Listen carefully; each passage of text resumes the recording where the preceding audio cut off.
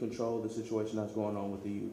Absolutely. Thank you, Eric. And what that means, too, I mean, you know, what that means in real time is that as adults, sometimes we have to sit down and really listen and hear the things that we don't want to hear coming out of a youth's mouth, you know, or you know, accept some things that are realistic challenges or realistic concerns of a young person today.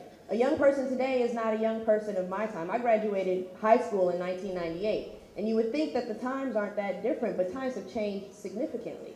And it requires, as a leader of an organization, it requires me to sit down and actually listen, actually actively listen, remove my ego and pride to actually hear what is really happening, figure out how to make changes in partnership with these young people.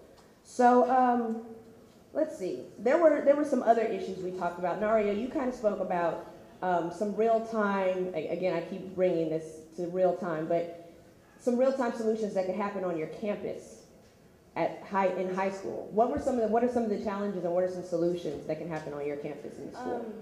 I think that everybody is going through something, especially teens in their high school. Everybody is having a load on their shoulders, whether it's an after-school job, schoolwork, AP classes, home. You don't know what other people are going through, but I think that they need support, especially on school, so maybe a therapist on site. As far as like the talking to some, you're not gonna open up until you get to know somebody. So once you have regular visits, whatever, you're like, okay, I know what they want me to say, so let me just tell them. You know, that's how it gets to the end. That's how you make a connection with a mentor. That's how you really get, you know, answers. Maybe you don't know who has gone through your situation before you have, and it's an opportunity to connect with the youth and say, okay, well look, I've been here, done that.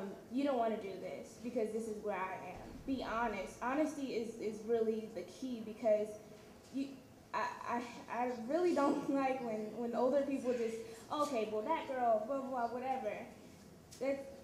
That's not how you get her to stop. That's how you keep her going. She's not gonna listen. How you get her to stop is, listen, I was in your shoes, but you know, you can do better than this.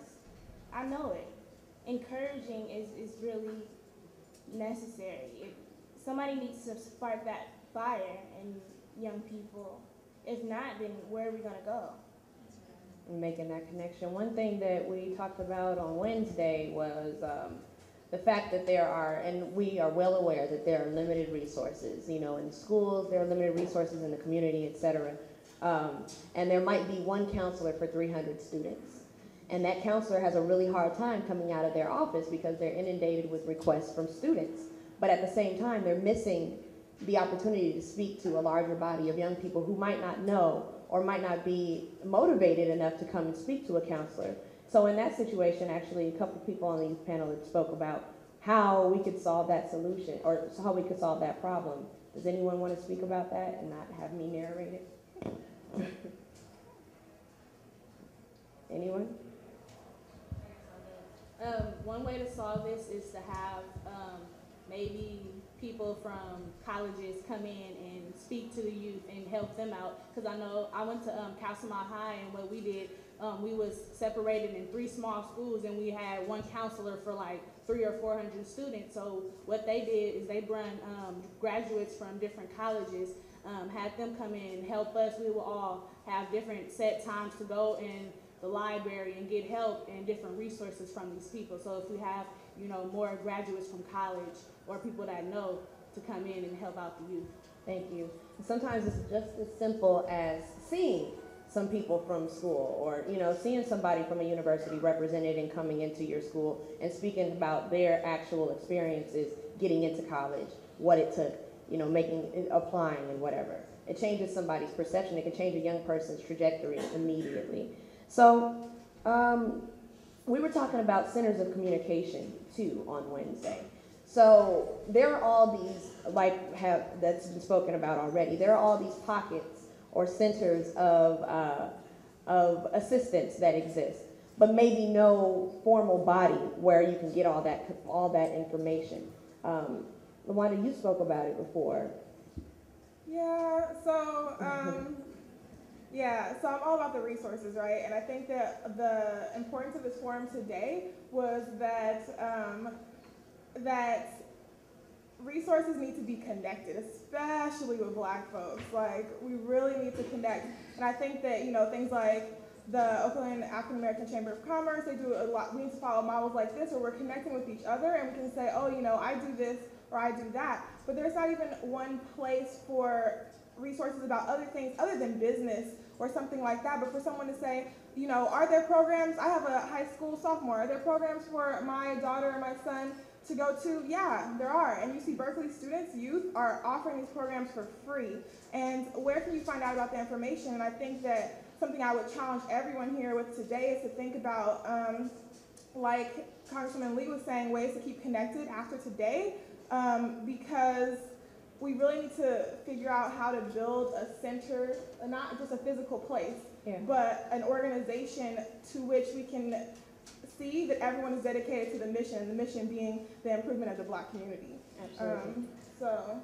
Absolutely, and you're right. It doesn't have to be bricks and mortar. It can be, something online. I mean, here we're convened by Keith Carson's office, and I'm sure Keith Carson has a website, or the Alameda County Supervisor has a website, where we can pull all of our resources. And, a parent, a student, anybody can go and find out what's going on in the community, in real time, again. So let's transition on from the challenges. Let's talk about your visions for the future of Oakland and of the East Bay. Thank you. Eric.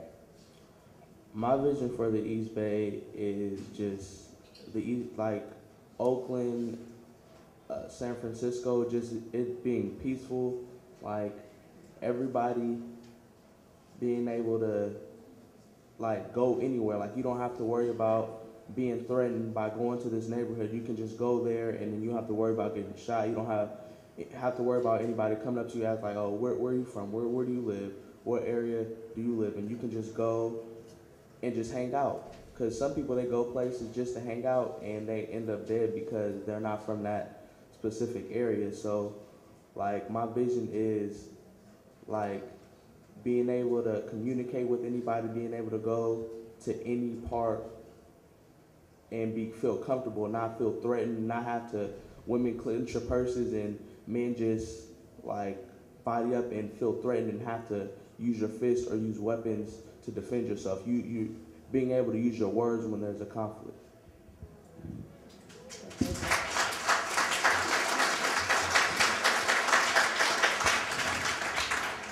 Well, I think a vision for the East Bay in the upcoming years would be just to have more constant professionals in the East Bay, and it not be a rarity to have. What I mean by rarity is not to be so shocked if you hear of an African American male that is a doctor or a lawyer.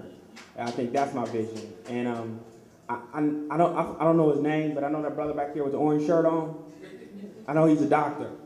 I know, and I'm about to embarrass him, but when you right. And when you see somebody like that, it shouldn't be a rarity, but it is. And I think that we need some more John Burrises, and we need some more people like that in the East Bay. So that's absolutely. That means making sure that the educated population comes back. So having enough here where people feel like they should come back, where they feel invested after college to be back in Oakland.